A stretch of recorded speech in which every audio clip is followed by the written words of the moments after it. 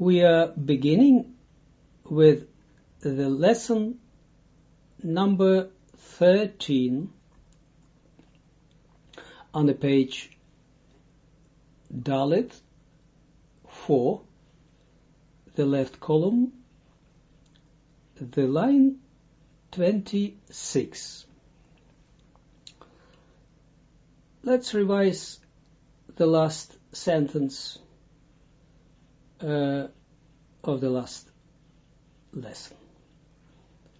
Over there, he pointed out that when a man is going to say a benediction on wine, on a cup of wine, it could be celebrating or of Shabbat or Yom Tov or a holy or a special holy day, and then he puts the cap really on his left hand, okay. Then to give a remes, we say, a very important word is remes, a hint, to hint that to point out on 5 gvurot, and 5 gvurot has something to do with what he said afterwards about, with the sitra achra, with another side.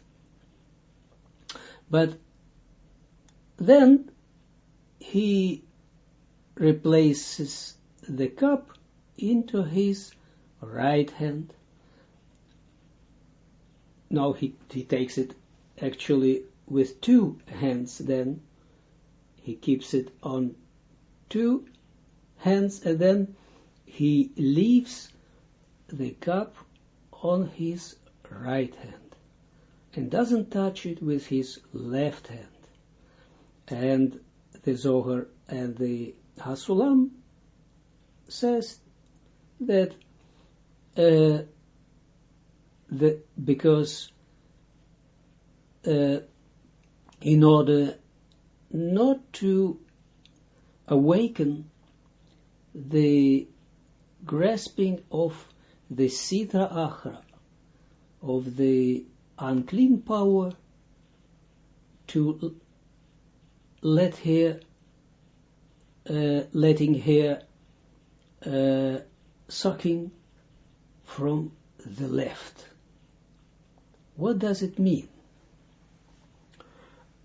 So we see several things, several aspects about concerning the sitra achra. What is sitra achra? The name of it, sitra achra, means sitra is in Aramaic is side, and achra means another. So another side.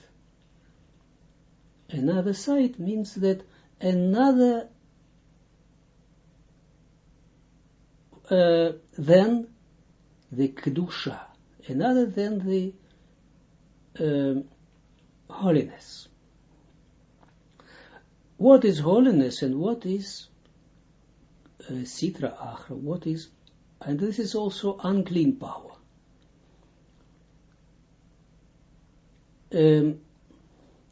Holiness and everything that belongs to this concept of holiness is the connection or something that comes from the something below that connects, that has direct connection or receives from the roots in the system of the holy powers. And something is unclean, tum'ah, this uncleanness, or sitra achra is just a general term for this. And is something that comes from the system of the unclean powers.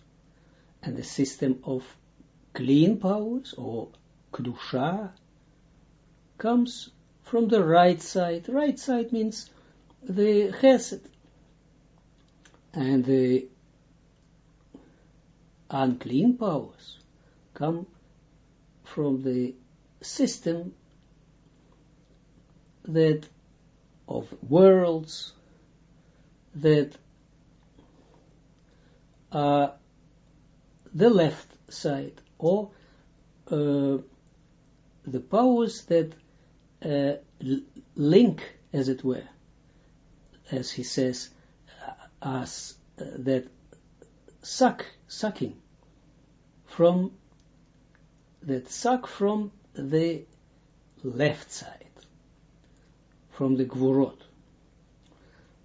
Actually, these are powers which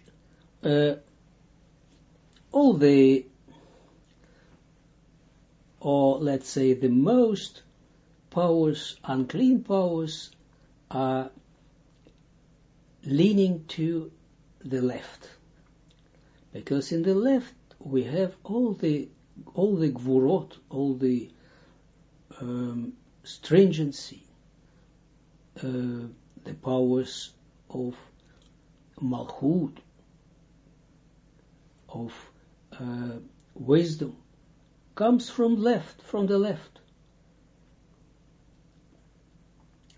And from the left comes also the big state. That's why they are, and the big state, in the big state, the partzuf or any object, spiritual object receives the light of Chokhmah.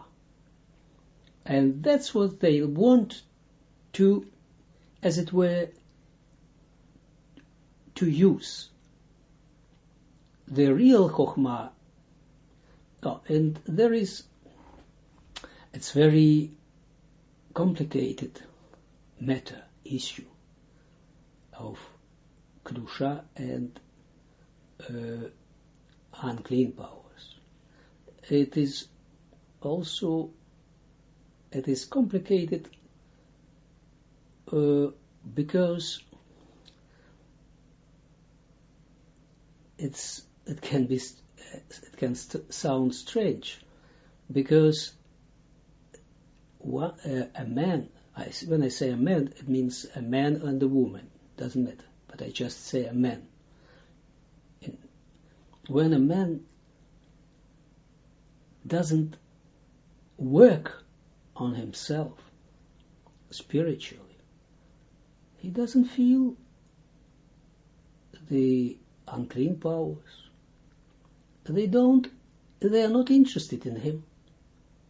Why? Because it's nothing to suck from him. He has no holiness in himself. He has no kedusha in himself. When a person, or the more a person works on himself, the more separation he brings in his inner structure.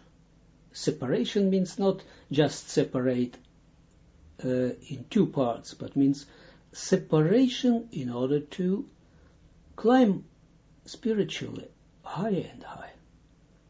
So the spiritual work is that a man separates the kedusha, the sparks of the kedusha that are mixed with the unclean powers. We will try to define it step by step. And he separates them by studying, like Zohar, especially like Zohar, from out of Zohar.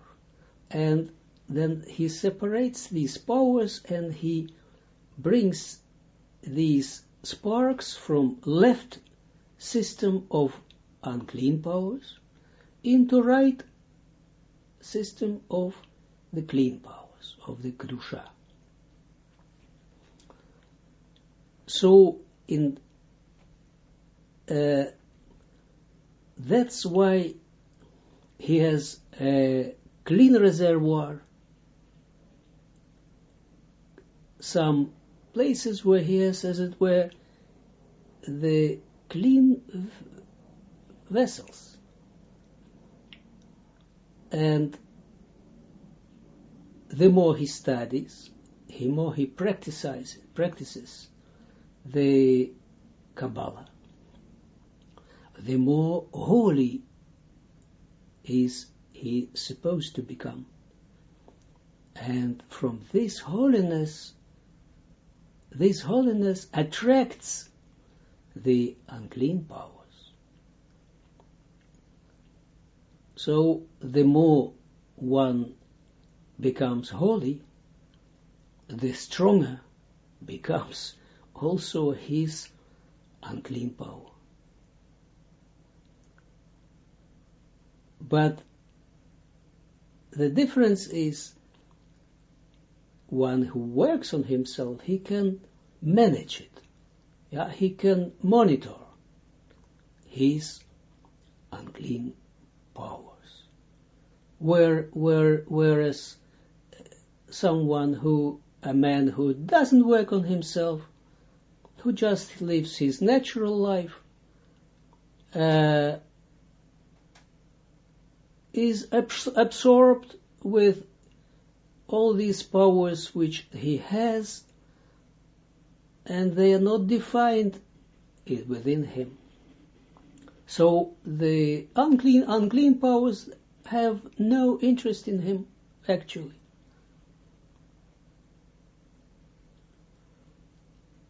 This is also the principle. That's why there is also a principle that the Creator, HaKadosh Baruch Hu, he hints a man who gives slashes, as it were, to a man who is close to him, in such a way he has a feedback with the life of lives. Whereas someone who doesn't work on himself, as if the Creator, HaKadosh Baruch Hu, we say, leaves him, says, no, now you can go do whatever you like. But someone who works on himself doesn't feel that he is free to do what he likes. It means he he's not free anymore to do things that to draw the light by his deeds that would come to the Sitra Achra, to the unclean power, that the unclean power would profit from it. We must know one thing. When my action, when I say action, it means whether in my mind, whether in the head of my Parzuf. Parzuf is 10 sfirot that are connected with each other in order to that are prepared to interact with the light. This is Parzuf. Someone who doesn't work on himself has no Parzuf. I mean, he doesn't experience this tense, this special tension, special tension within himself towards the light. Everything exists, but a person doesn't feel it.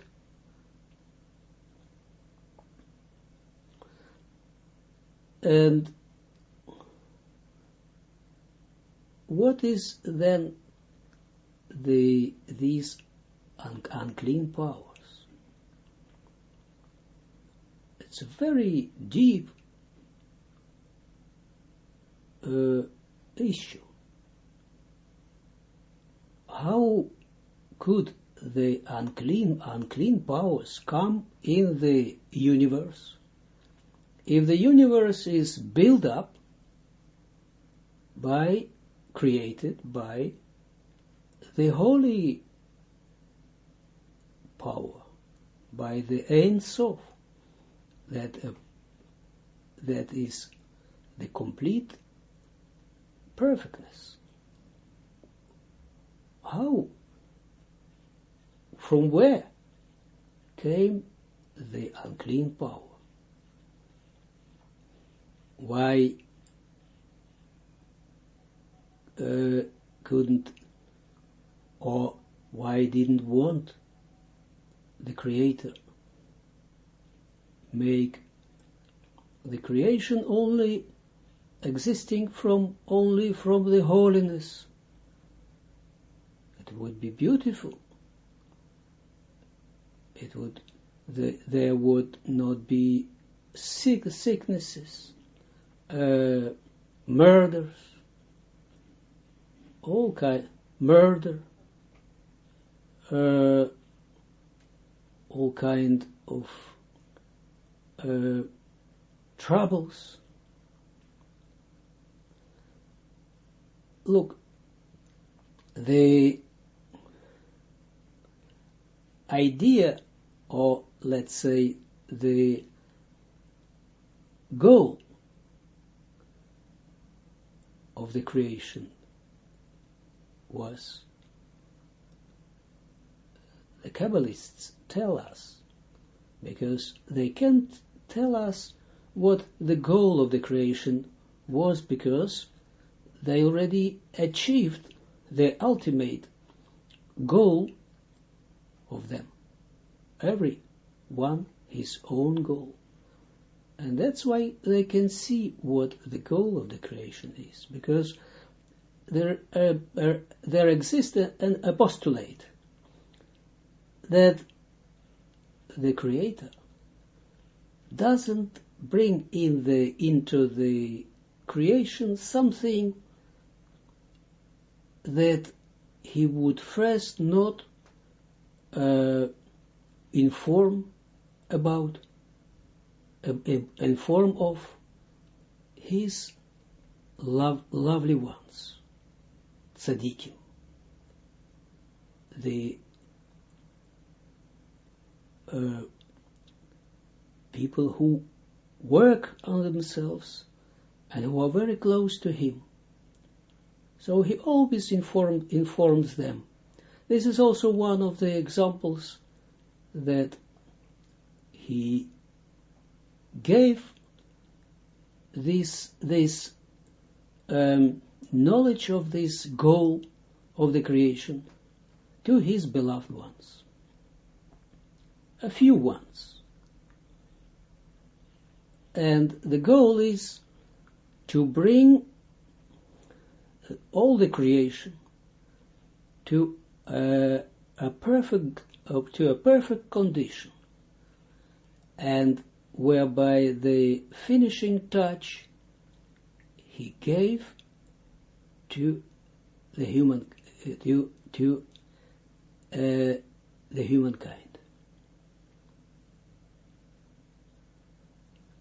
And that's why his creation, or the top of his creation, a human being, had to become a creature that could be able and could have all the means of perfectioning himself. How can one perfect himself? By means of free will. A free will.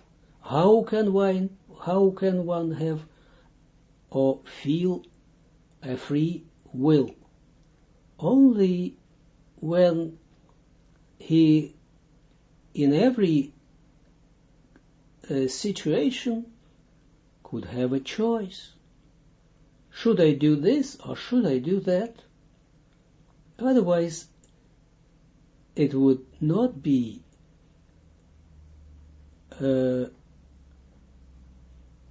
seen and would not be defined as a free creature.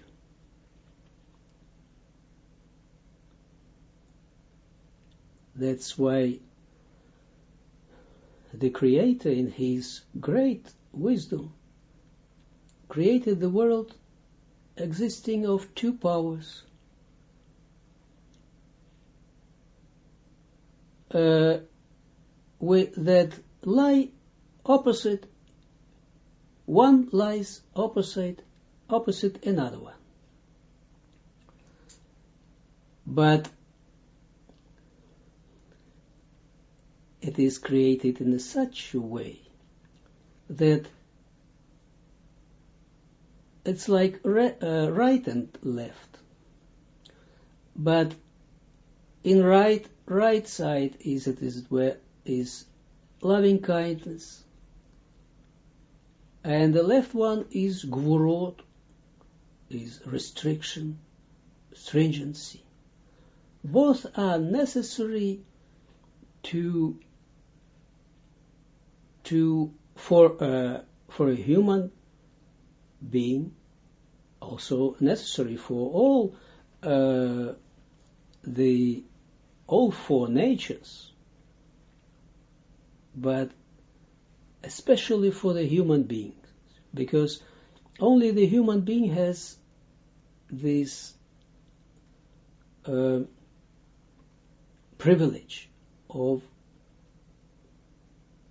making decision, of having choice in any condition. But both of these powers are clean. The Creator didn't create unclean powers. Both are clean.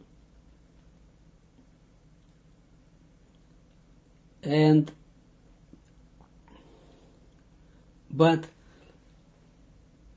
at the end, as it were, from the left wing of the gvurot, the lower you go, the more the more wish is over there, the more shortage you can find over there. And the shortage came, the first shortage came not from above, as it were, but from the creation. Actually, it was needed. Actually, everything that what was created was shortage.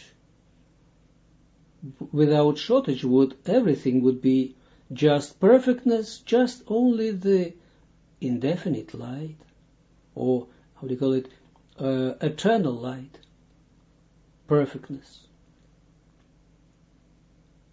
But the goal was to create a human being that from one point would be completely spoiled, as it were.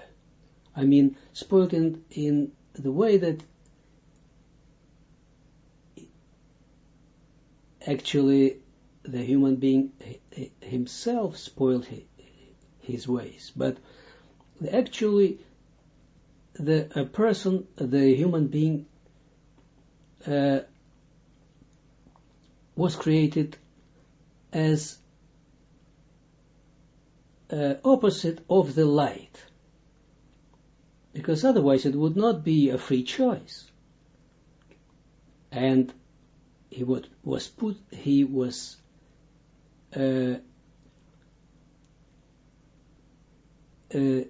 has been placed in something that absolutely disgusting is the physical body of a man.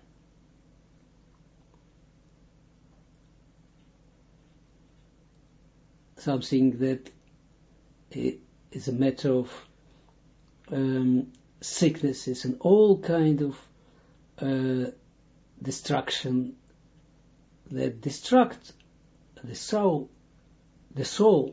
because a person is a human being that is inside a physical body. But it was necessary. So the physical body comes from the left side, from the left system of what we call unclean powers. So if we look at the structure of the universe, then we see that above from the Ein Sof, and then the world Adam Kadmon, and then the world Atzilut, we see there is steadily, we see that it appears this system of two powers. Right is loving kindness, left is gvorot, stringency, din we call it, probably severity, I don't know this word, severity, but these two of them, both of them are holy powers, like Abraham and Yitzchak. I call all the names in their Hebrew pronunciation. So Abraham was the Merkava of the Chesed, and Yitzchak was Merkava of the Gvura. Both are holy, but when you descend to, when one descend to under the Malchut of Atzilut, then we have the three worlds, Bria, Yetzirah, and Asiya, where we have two systems of clean and unclean powers. Right is clean, the system of the holy worlds, and left the system of the unclean powers. Also, this is not probably not correct to define like this, because what we can say is right is the system of holy powers, and left is the system of kind of, let's say, klipot. And klipot doesn't necessarily must be unclean powers. Actually, unclean powers are leaning to, even in Bria, Yetzirah, Asiya, to the left. They have already the ability to cleave to it. However, it could be like that the left is under the Atzilut is the system of unclean powers, but sometimes we can hear that it is leaning from the left, and this is the unclean powers.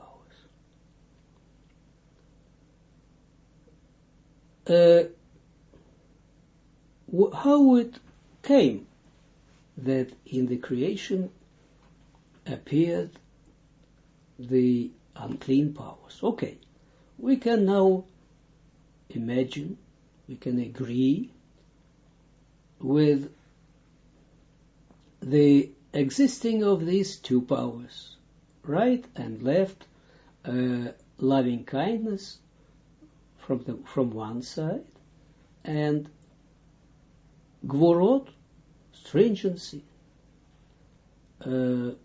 restriction, from the left side. Because of this issue of the matter of free choice, free will and choice that are necessary for the feedback and for the ascending spiritually of a human being to along the spiritual ladder.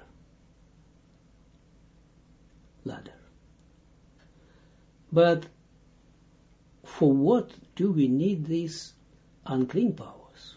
And how did they come into existence? Everything started with the tzimtzum, with the restriction. First restriction was restriction of only of the Malchut. 9 Sfirot could receive the light, the 10th no. This is actually the first reason for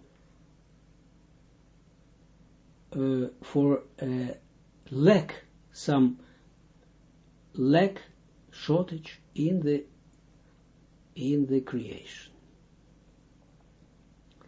Then it was that was developing of the worlds from above, and there was breaking of kilim in the world Nikudim, and after the breaking of the kilim, actually appeared the basis for the unclean powers. what was the breaking of the world Nekudim, that the world that came into existence before the world of Atzilut, the world of correction. The Kilim were broken, it means, and what was broken?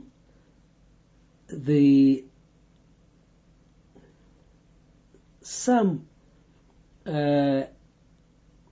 powers which were clean powers, which were the powers of the Kedusha, and the Kedusha is that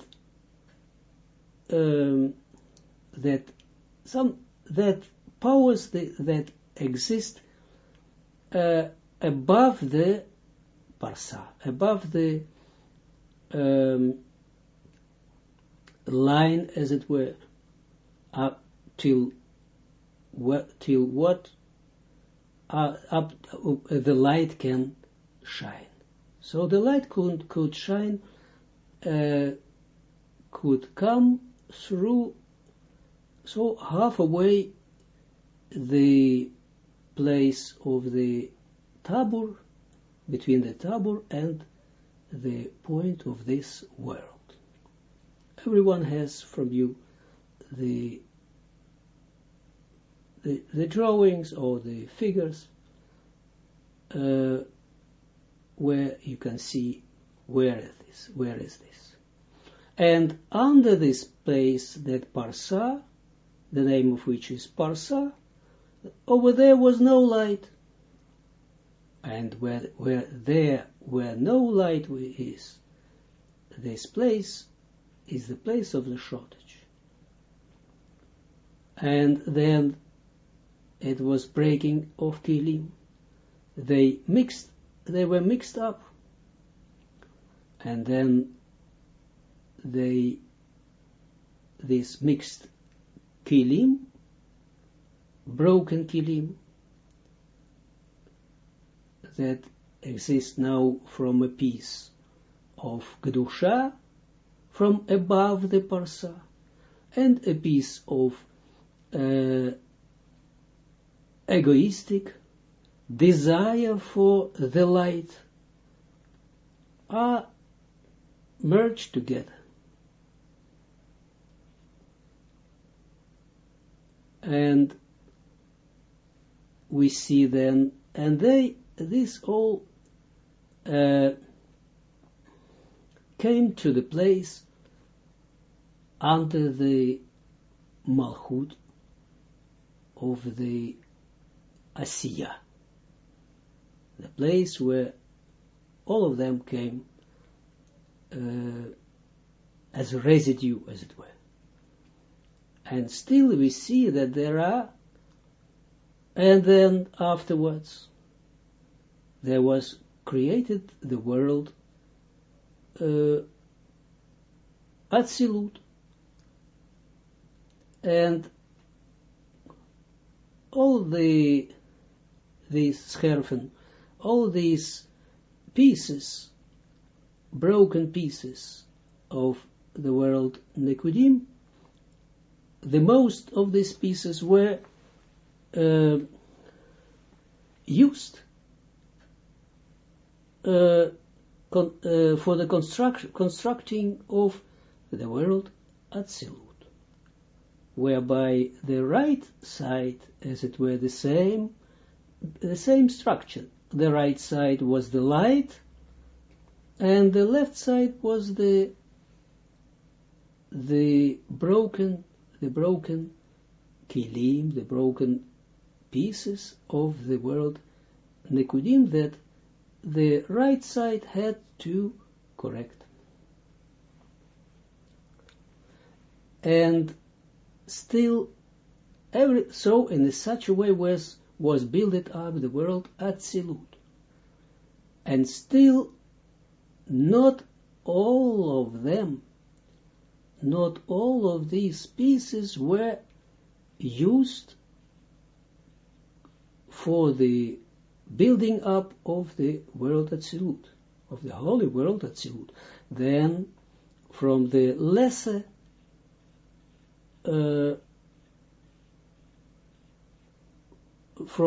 the pieces that of lesser quality were built up the world's Bria, Yetzirah, and Asiyah.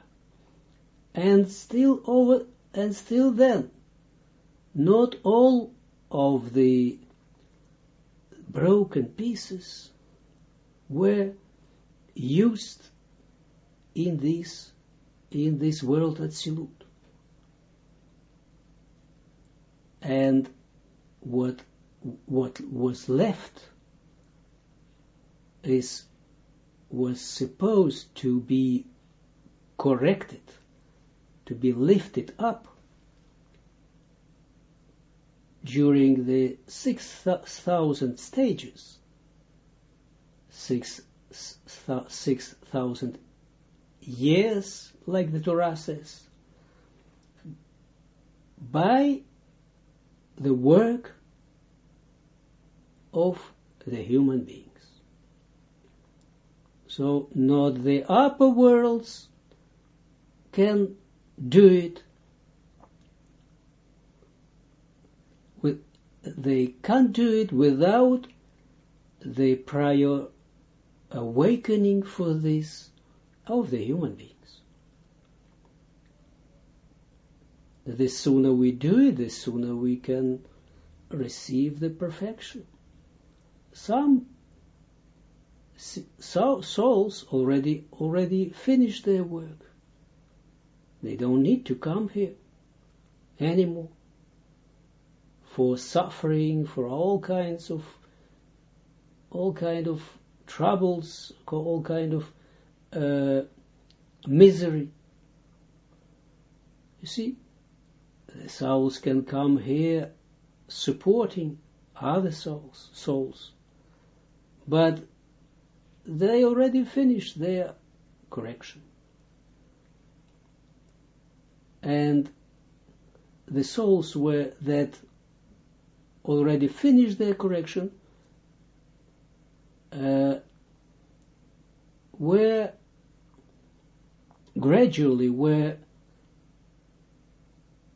from very clean souls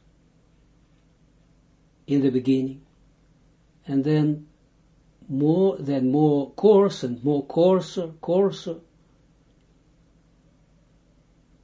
heavier,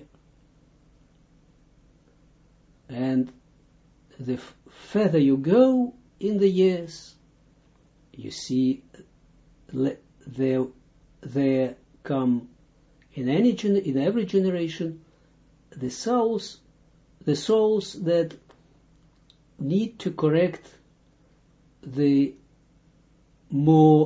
are more coarser, that are badly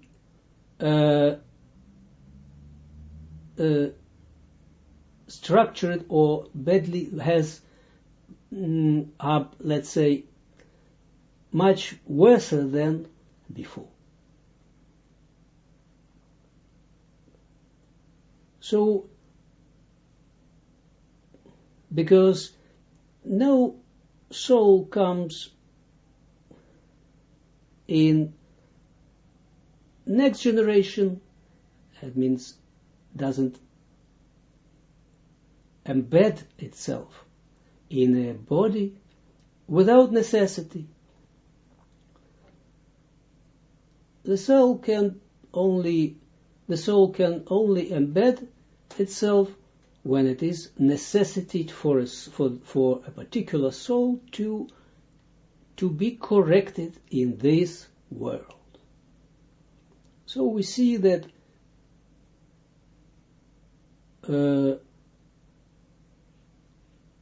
in our generation, let's say, are the souls that are residues, as it were, from the other generations. But what was residue for the last generations? Residue means that it couldn't be corrected, or they didn't want to be corrected. Now we need to correct.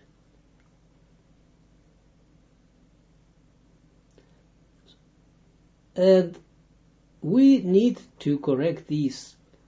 And now this, what is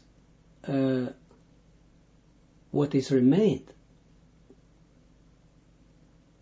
what remained from all these years of thousands years of the correction are the most heavy, the most stubborn pieces that we need to correct.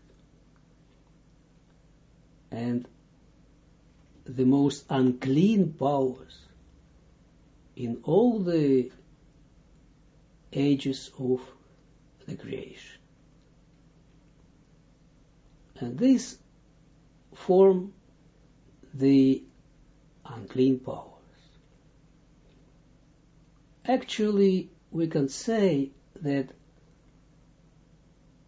yes, the Creator created also the serpent, yes.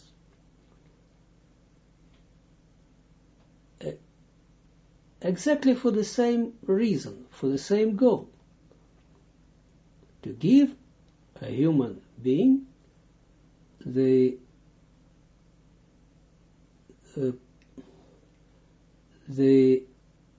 right and the possibility to execute the free choice, the free will. And nothing is wrong with the serpent. He seduces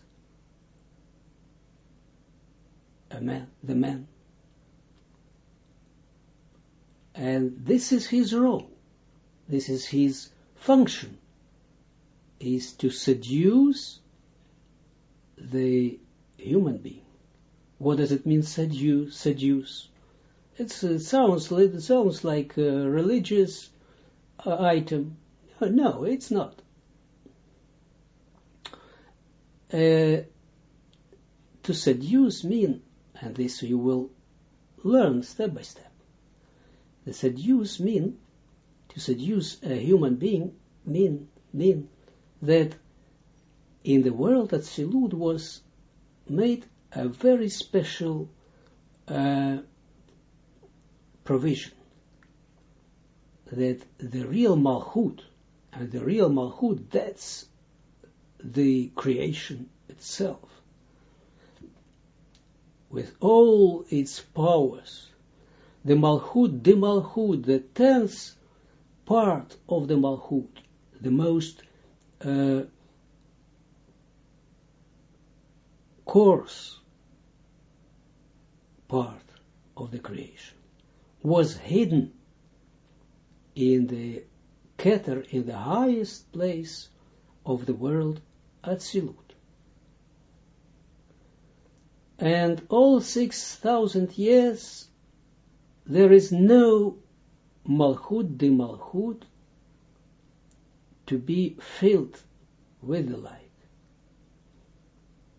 But the place of shortage exists, and the place of shortage is where? Is under the place where the Malchut should stay, but the Malchut is hidden in the highest places of Atzilut. We will talk about this step by step. So, but under that place, under the true place of the Malchut, in the lower place, so in the lower worlds, it means in the point of our world, So the Malchut of the world that corresponds to the Malchut of the Asiya. This rised up in the Atzilut, in the first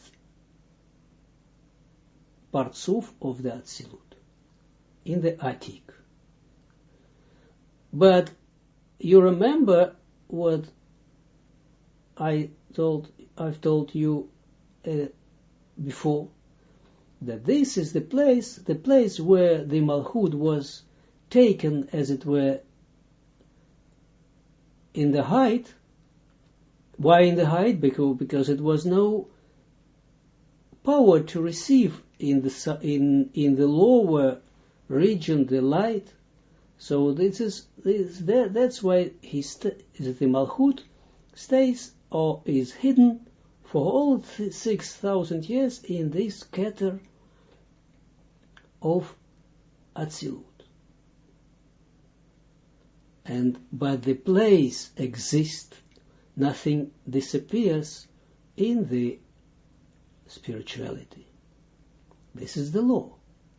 So the place of this Malchut, the Malchut, exists, and near, lower, adjacent to this place of Malchut, the Malchut, is the place of shortage.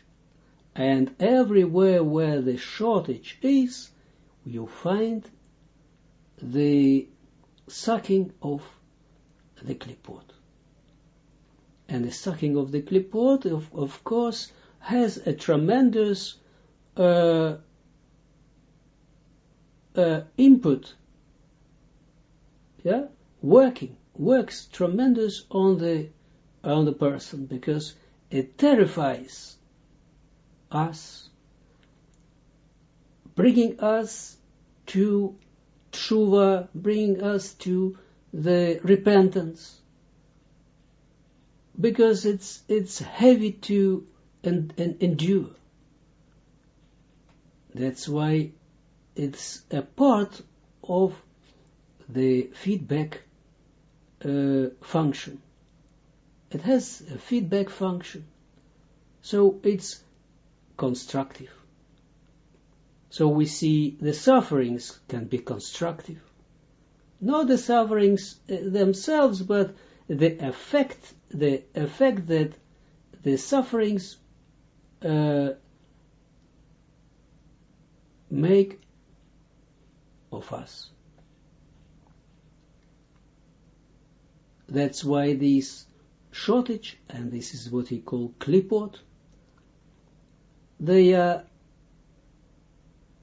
under this Malchut on here, under this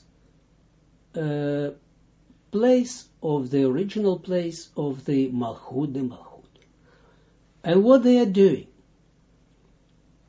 where the shortage is, this klipot means the shortage, and this klipot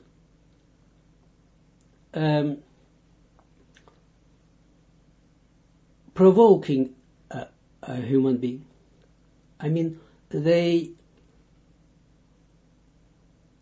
as it were, scratching him. They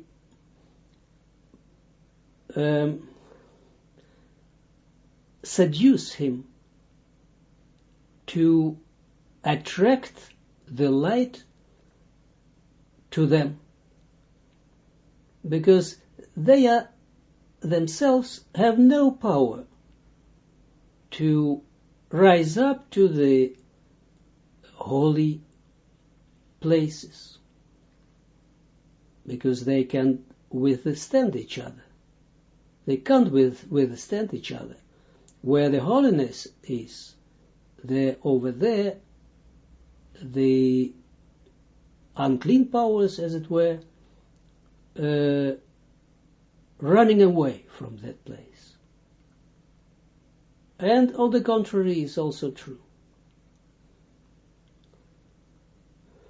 What it means that where unclean powers are revealed, you can't see the Kedusha. It, as it were, disappears. It means disappears from the perception of a human being. Human beings. Everything is measured from the perspective of the human beings, of course. Because from the part of the light, everything is filled with light. From the part of the light, everything is filled with light. No imperfection is, no impurity, nothing. But from the part of the human being, there are such imperfections, as it were, that are actually not imperfections. Because every trouble, as it were, leads to perfection. We don't need the troubles, but if the trouble happens, that means that it brings a person or humanity to other thoughts, to other attitudes, to improvement. So these unclean powers, they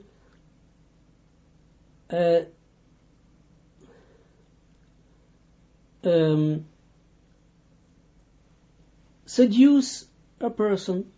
How? Because exactly like in the higher worlds, in the system of in the operational system of the universe, exactly in the same way functions the inner of and every single man. So under every person there is also a place where the Malchut or reflection of the Malchut doesn't exist anymore, doesn't, let's say, it's always there, but it doesn't function anymore over there, because we are the product of the world Atzilut, Bria, Yetzirah, and Asiya. Over there, we can't find the Malchut. Neither we can find it in us. But under this Malchut, we have the unclean powers.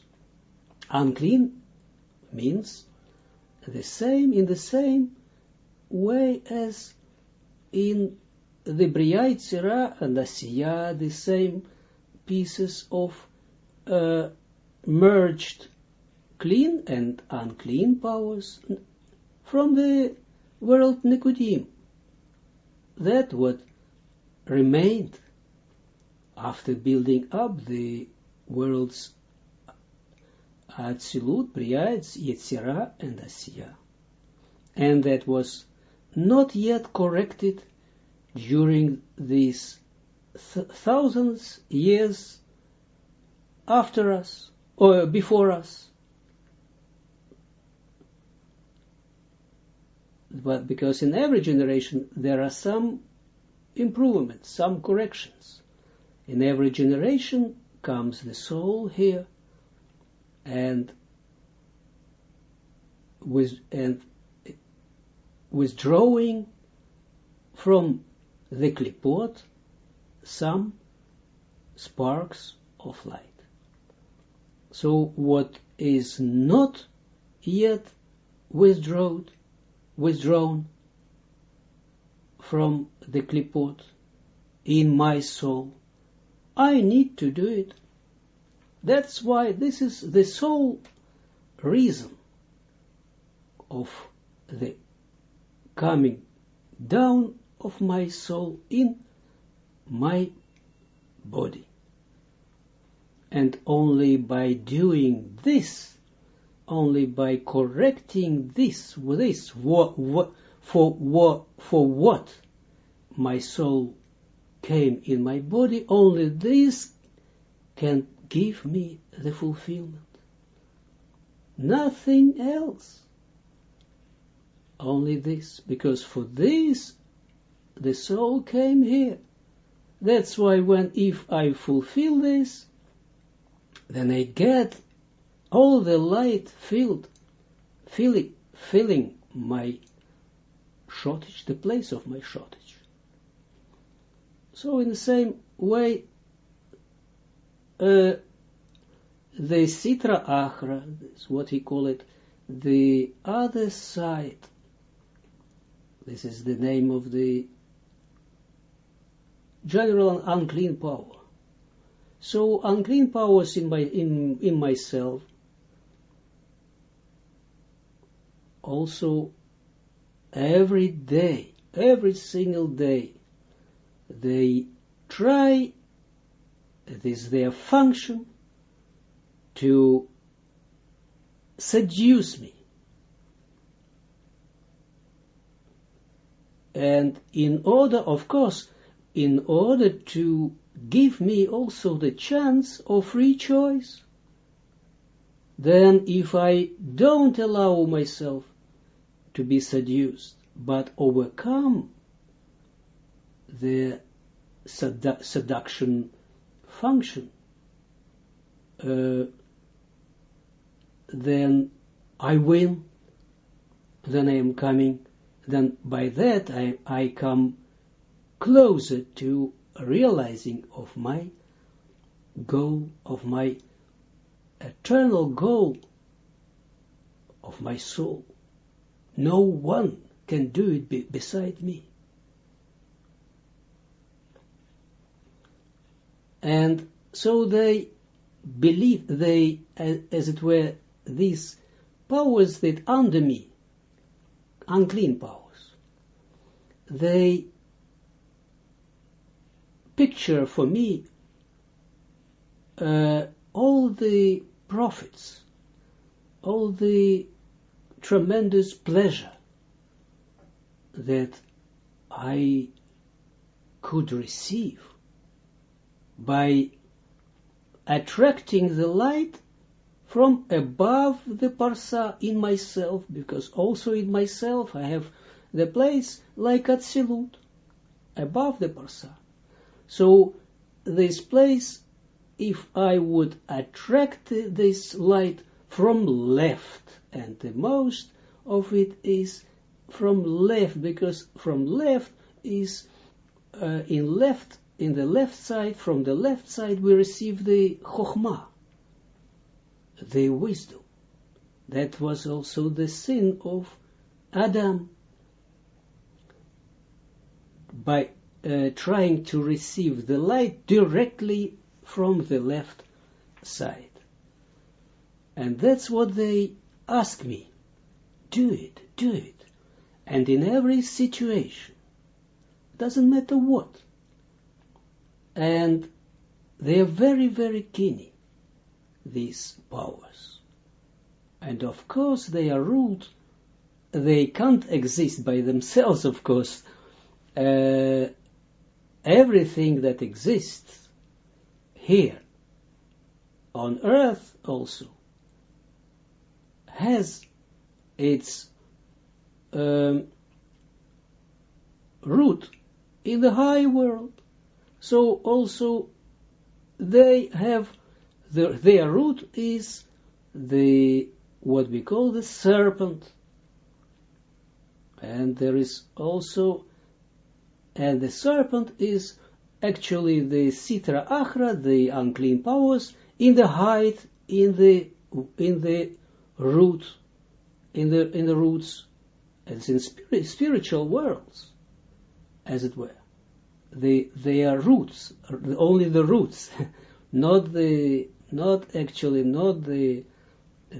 unclean powers, as it were, but the roots are over there.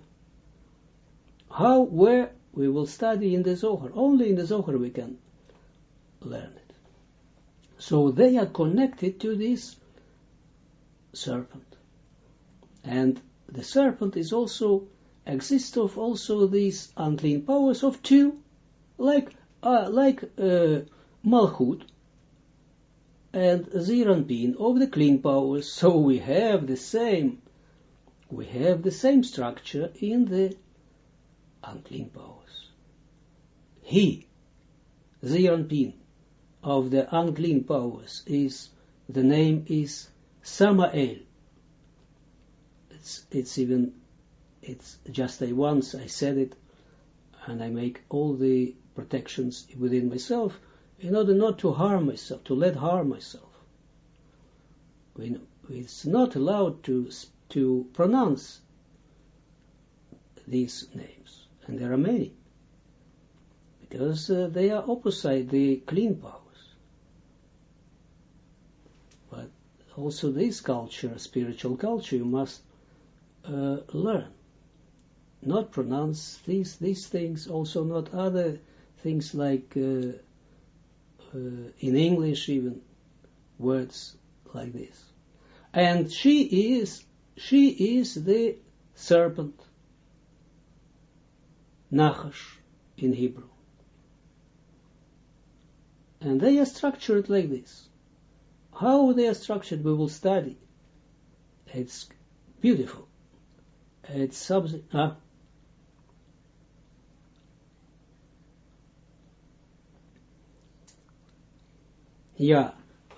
Miriam asks a good question. What should I do with these unclean powers in myself? Should I, how do you call it, oppress them? Yeah? Suppress them, push them in myself, deeper in myself, and not do something that would just suppress them? Or should I try to act in some way to keep with this, to cope with this, with the problem anytime? First of all, any suppression will not help. We see in the history any suppression, no one suppression works. Suppression of, we look at all the suppression of sexual desires. It didn't help. All kinds of cultural suppression, as it were, or how do you call it? When they say that you must do it less, do less of this, do less of this. Moderation, just cultural moderation or religious moderation doesn't work, because it's only counting, only making business, only making transactions with your real unclean powers.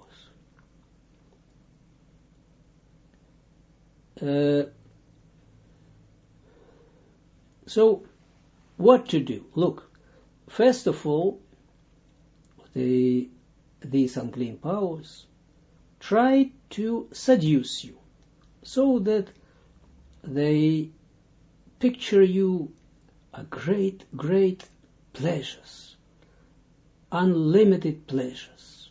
Do this, take this, satisfy you with this. No one sees, take it.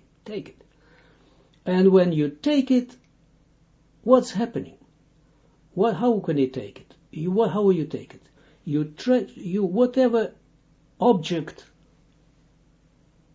it can be, or spiritual, or mental, or fantasy, or something pleasure that is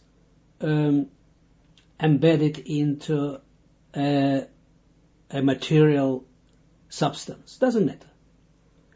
If you take it, it means that you agree upon, that you take the light from the Kedusha, from the spirituality, and you take it and you draw it down from the left side, mainly, to the klipot. And when you draw it down, you feel as if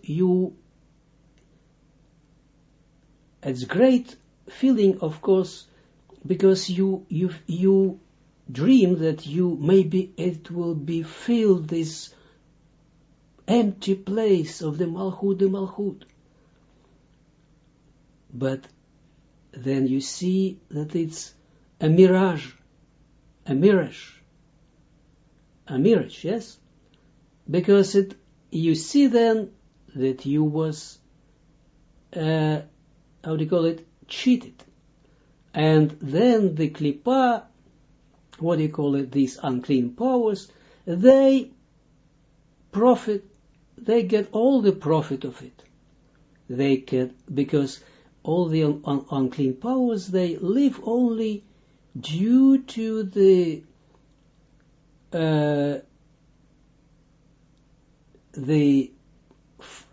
sparks of the Kedusha, the sparks of the clean powers. And they can get them. They can get them only by seducing a human being. You see, the animals doesn't have it. Of course, they come also in animals, the unclean powers, but actually not. The animals are not matter of this, because the animals just live their lives that are programmed.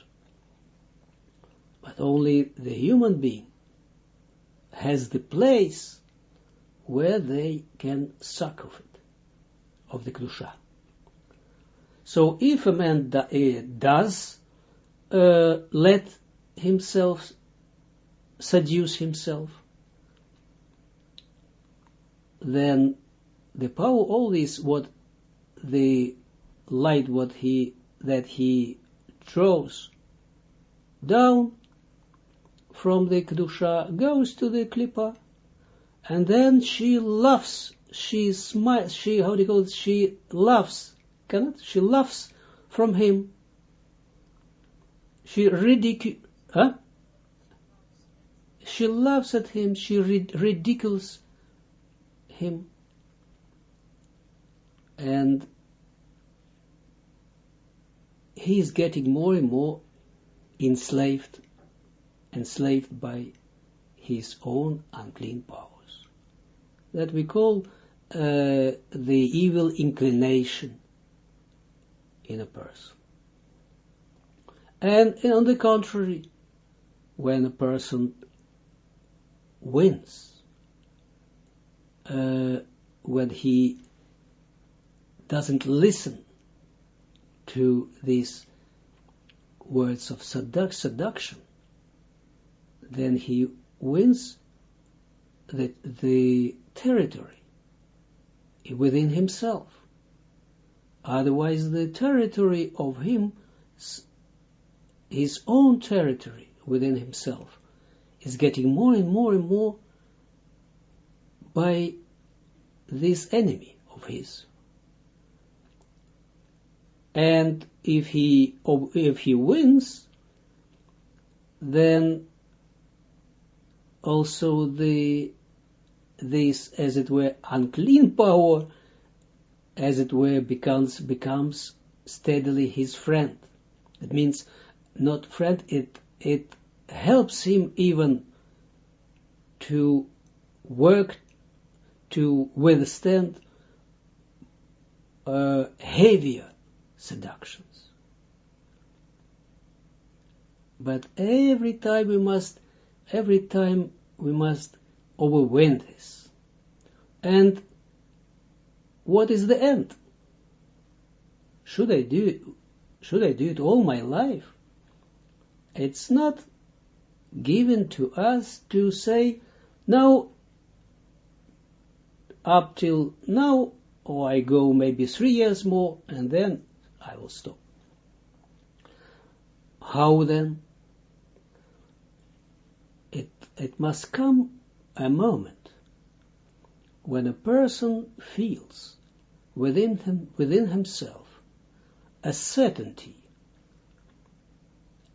This certainty is not just a suggestion, but a certainty that a person feels and knows that now, from now on, I can't sin anymore.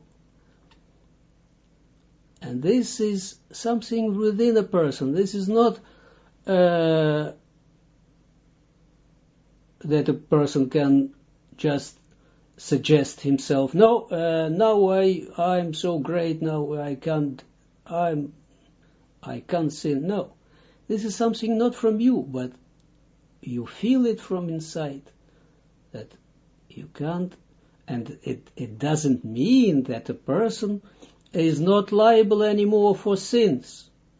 You see, it must be still a person has a great portion of kedusha in himself, but still he must watch out for the unclean powers.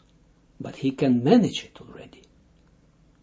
And it doesn't mean that one comes to a kind of serenity, a kind of nirvana, that he doesn't feel anymore the unclean powers. In some way, yes, because if someone overwins all his ego that in him is, everything corrects what he had to correct in his incarnation, then he's ready. Then he has only, as it were, under himself, underneath of himself, he has only a kind of, just a kind of dust. It means not living thing. It means that dust means that all the sparks of the kedusha, of the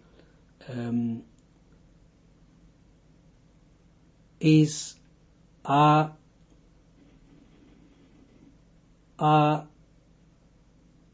away from this, are risen up in the place where the kedusha is,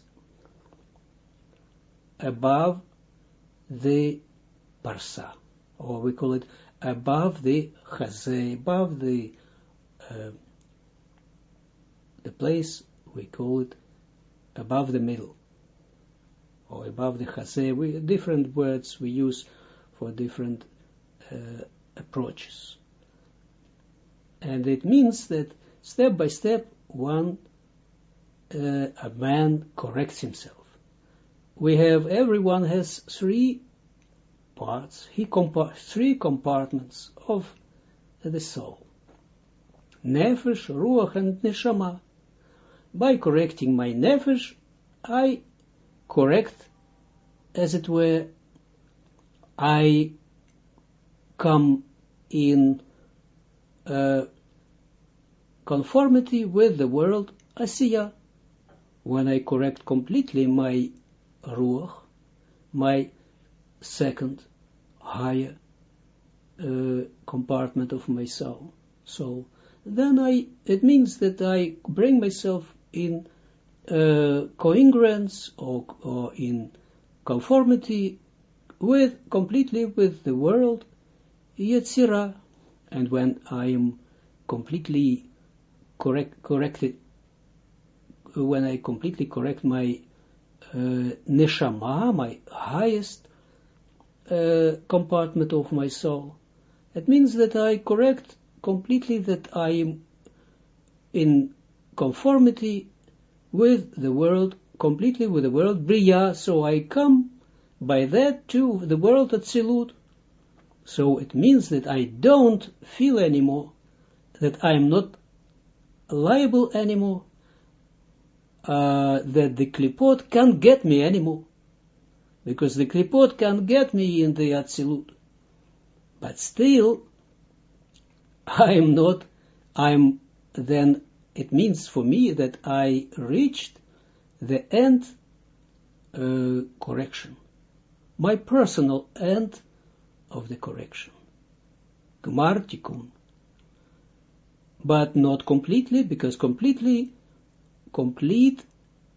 end of the correction can come only after the, what we call 6,000 years of the correction, when all the universe will be corrected, then the Atzilut will come down to the Bria, and again down to the Yetzirah, and then down to Asiyah. And then the creation will be filled with light. There would not be even a smallest place for the unclean powers. And now look how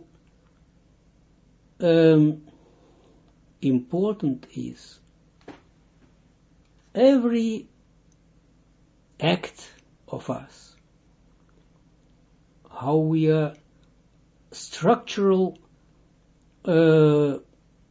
partners of the Creator.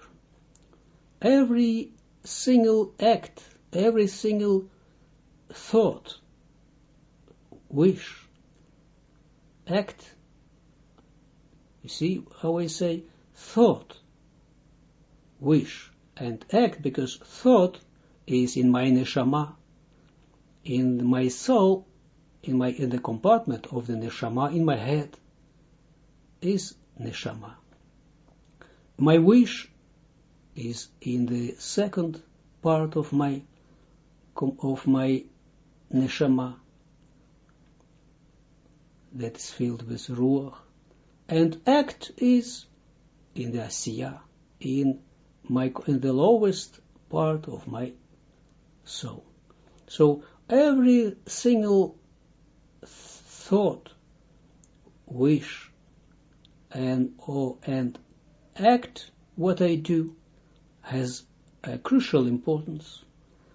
If so, in every state I am 50-50, as it were, that I have how do you call it? I have aspiration to the Kedusha, and at the same time the Sitra Achra from the left suggests me to receive a pleasure for myself, to draw down the light to the Malchut, the place of the Malchut, and it stretches, and I desire greatly to feel this shortage in myself, even just for a moment, to feel myself filled up, even it would be a mirage, just a fantasy, but feeling this, if I choose the aspiration for the Kedusha,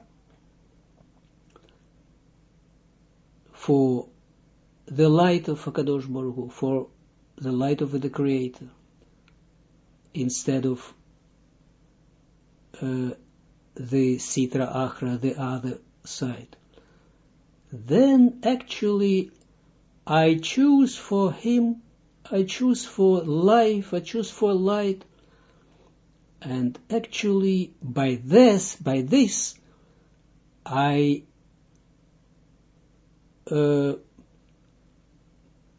proclaim him the king on earth, also on earth. Because by that, his light, the light of the Kedusha, would be experienced here, because nothing disappears in the spirituality. When I do a good deed, then the light is coming, as it were, here. It's always there, but then it's now available from now on. When I decide to do good and I do good things, I choose for the aspiration for Hashem, I do good deeds, and I study the Torah, the Kabbalah, and I perform the mitzvot.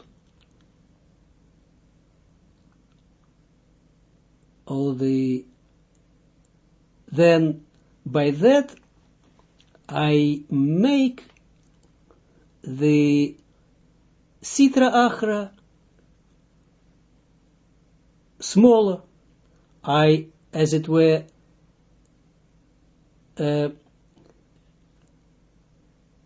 contribute to her disappearance.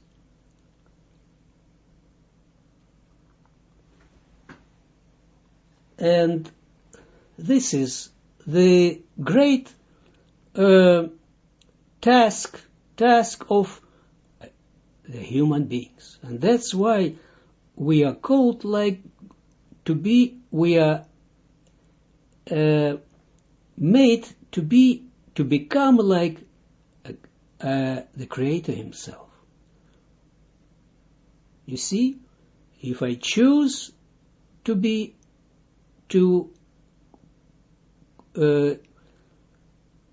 conform with the light, then I overwin the unclean power, and then I proclaim him here the king.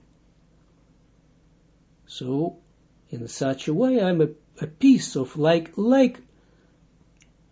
the Creator himself.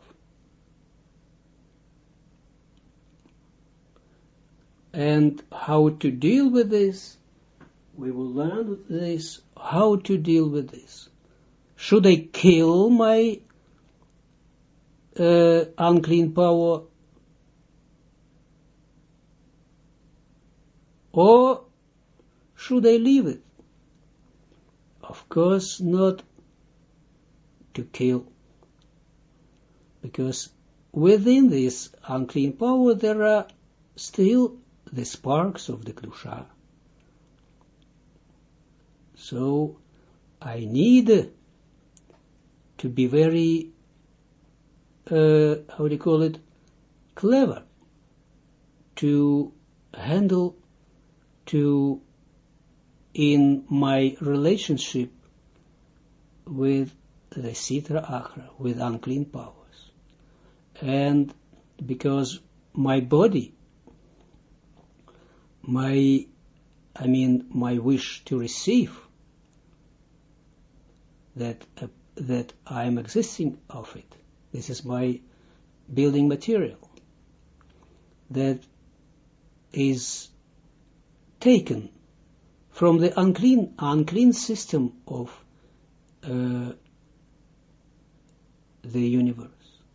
Also the physical body is completely taken from the unclean system of the world. It's difficult to accept this, but that's true. Then still I need to do as small as it were compromises with the Sitra Achra. I need to give to this Sitra Achra, as it were, the small presence. Not something valuable, but like when you're eating on the table of the king, then you eat meat, let's say, a beautiful piece of meat, and then you eat it, and then you get the bone, the bone that is left, you just threw it under the table for the dog. So in the same way, and then the dog is getting quiet, it receives just what he needs, and then you can go on further with your meal, enjoying your meal. In the same way, try also to learn it. How you will learn it, we will speak about this more and more and more. But in such a way, handle your unclean power, and don't try to kill him, because it will not work. You see, we didn't come to the text of Zohar. Doesn't matter. But now we've got some introduction on the issue, on the matter of the Sitra Achra and unclean powers. Yeah.